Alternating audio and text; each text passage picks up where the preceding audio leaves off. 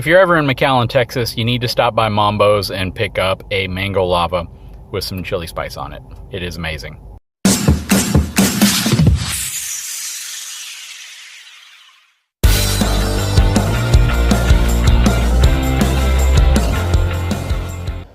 So hey everyone, so I wanted to make a video that compared the purchasing decision between a fifth wheel and a Class A motorhome. I'm going to talk about both gas and diesel Class A's, because if you've done any research on Class A's, then you know there's a huge difference in price depending on different variables. Of course, gas Class A's are dominated pretty much by front-mounted Ford V10 chassis, generally ranging in price between about $90,000 to $160,000, versus pushers, pretty much meaning diesel engines in the rear of the coach, generally ranging in price between $150,000 all the way up to the millions. Now, for the sake of this video, I want to focus more on the $150,000 to $175,000 Class A motorhomes. I chose this price range pretty much because I imagine that most RVers are looking to decide between a truck and a fifth wheel versus a motorhome, and that's generally the category that, purchasing a new truck and a fifth wheel are going to fall into.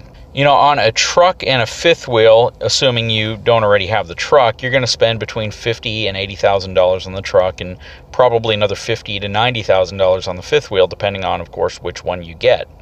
Of course, there are units that are, quite a bit more expensive, as well as some dealerships that sell their units for much closer to the manufacturer's suggested retail price or MSRP. I imagine, though, that the vast majority of fifth wheel and pickup truck combos run in that price range. So if you take that sum of the two required vehicles, the truck and the trailer, you're going to be roughly in the same price range as a $150,000 to $170,000 Class A. Now, if you already own a capable 3/4 ton or 1 ton pickup, then of course the cost of the fifth wheel would be significantly less than a new Class A motorhome. Now, let's talk about some of the differences that are pretty obvious between the two setups.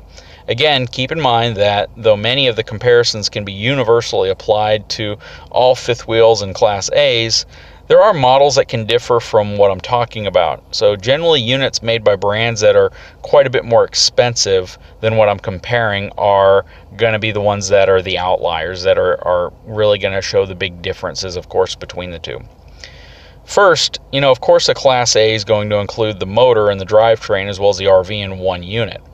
Generally, the V10 engine is going to be up front and the diesel engines are going to be in the rear, depending on if you get gas or diesel. A fifth wheel would require a tow vehicle, of course, generally a 1 ton pickup truck, and in some cases a Class 4 through 8 truck, depending on what you're towing or what your preference is. Most of the time the pickup's going to have a diesel engine, and many of the times it's going to be a dually. In all cases, the diesel pickup's going to have the engine up front, and I'll talk about why I mention that later, and it has something to do more with comfort of ride as well as the amount of noise. Second, a Class A is going to almost always have the bedroom in the rear, versus a fifth wheel, which about 80% of them have the main bedroom up front in the overhang. Of course, there are dozens, if not hundreds, of floor plans available in fifth wheels, just mainly because of the nature of how they're designed and the platform they're built on. You can get fifth wheels with bedrooms up front, bedrooms in the back, bedrooms, slightly back from the front if you have a bathroom up front, front living room, rear living room, mid bunk, all sorts of different models. The main point is that you're definitely going to have more floor plan choices with a fifth wheel versus a Class A. Third, a Class A is generally going to have much stronger frame and better suspension system versus a fifth wheel, since they usually are built on commercial truck chassis. A fifth wheel frame is usually going to be a 10 to 12 inch tall I-beam, and the steel might only be about a 1/16 of an inch thick. Most of the time, your Class A's are going to ride on C-channel, usually 1/4 inch thick or greater high-strength steel.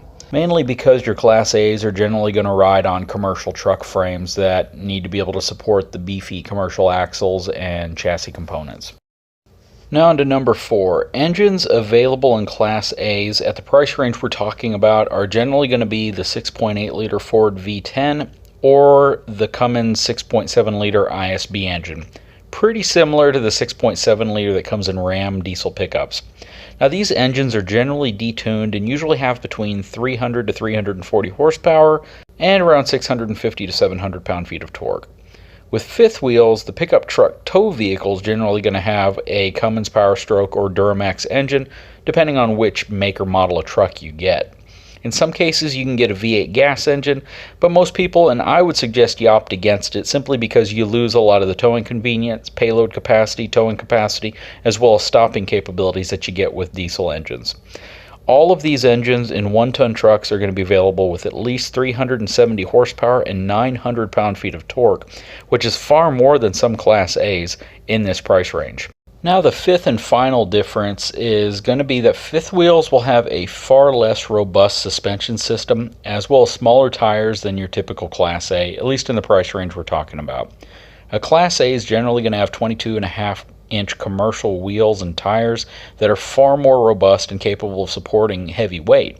Also, most diesel Class A's will have air brakes, while fifth wheels will pretty much rely on electric drum brakes as well as the tow vehicle's brakes, which on newer trucks will be hydraulic disc brakes. Of course, there are disc brake conversions that are available on fifth wheels on the aftermarket and even on some higher-end units as standard equipment, but generally not in the price range we're talking about. Beyond those differences, I'm going to talk a little bit about some of the pros and cons of owning each type of coach. First, let's focus on one of the Class A pros. With the Class A, you get a combined unit, which means you don't need a pickup to haul your coach since the coach has an engine. This can be great for boondocking or dry camping when you may not need another vehicle to get around.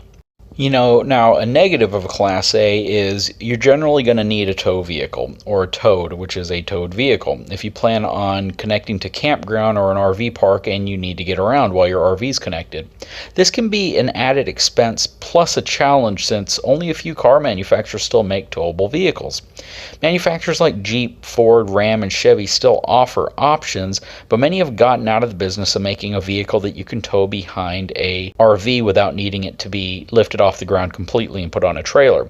Manufacturers like Toyota and Honda, I don't even think make vehicles that you can tow anymore without putting them on a trailer. Don't worry though, there's a lot of newer vehicles that are on the market to choose from, but keep in mind that this is going to be an added expense, which, if you're paying $170,000 for a Class A, you pretty much need to add an additional $10,000 to $20,000 more, depending on the used vehicle you purchase. Also, connecting a towed or a tow vehicle to the back of your motorhome is about the same amount of time as connecting a fifth wheel to a pickup. So don't expect that disconnecting from an RV park or getting ready to leave for a trip is going to take any longer or shorter period of time with either setup. Again, unless you plan on mainly dry camping or boondocking with your Class A and you don't need to tow a vehicle behind you. Another advantage of a Class A is that if you're boondocking or dry camping, you don't ever have to leave the coach. You simply shade your front windows and you're already inside of your RV. This can be really convenient and safer in some areas than having to get out of a pickup truck, walk to the back into the fifth wheel or the trailer, and really not have a good vantage of what's going on with the truck itself. So in a Class A, of course, you have windows pretty much all around, and you're going to be able to see or hear what's going on all around the coach at night, and that can really come in handy. Now, along those same lines, if there's bad or inclement weather and it's pouring down rain, you don't have to depart a trailer or a fifth wheel to run up to a pickup truck. If you have small children or a baby, that can be kind of disconcerting. It can be a problem, especially from a safety perspective, versus already being inside of the coach and just walking to your driver's seat and taking off. Now, a pro for a fifth wheel is that when you're boondocking or dry camping or simply using your fifth wheel at an RV park or campground, you're able to use your pickup truck to get around and leave your fifth wheel at the RV park. It's nice to have a single vehicle that can be used for both towing your coach and getting around when you need transportation. Now, another negative to a fifth wheel is that while you're traveling, it's really impossible for you to, stretch your legs or move around, use the restroom in the pickup truck since it's towing the fifth wheel. You're generally going to have to either pull over or wait to get out at a rest stop. Also, passengers in a pickup are more likely to get car sick and develop aches and pains from being forced to sit in the same position for a long period of time, especially if you're traveling with young children or a baby. A Class A gives you far more room to stretch out, as well as move around or use the restroom or access the refrigerator or any other quick thing while you're traveling. And that can really be a convenience factor if you have children or babies that you travel with. Now, a negative to a Class A is that since your RV has an engine, if that engine becomes disabled or damaged in any way, the entire RV is probably going to be out of commission until it's fixed. And many times the only places that are going to work on motorhomes, especially larger ones, are going to be a commercial truck shop. If it's a diesel Class A, then you're probably going to find that you could be in the shop for weeks at a time, depending on the workload of the diesel shop at that given time, even for minor problems. A gas Class A can sometimes be taken to a local Ford dealership to have the V10 serviced, which can be convenient, but you need to be able to make arrangements and have a place to stay if your RV is disabled and it's in the shop. So the added expense of hotel rooms, as well as if you bring pets with you, are they going to accommodate them? All the little things that you're going to have to really work out in the event that you have an engine problem or a major mechanical problem with your motorhome are things to consider. When you have a fifth wheel, you have far less issues that could arise with the mechanics of the fifth wheel that would leave it completely disabled, and you always have a pickup truck that you can then use, or if your pickup truck becomes disabled, you still have the place that you're staying and you're not giving up your home as well.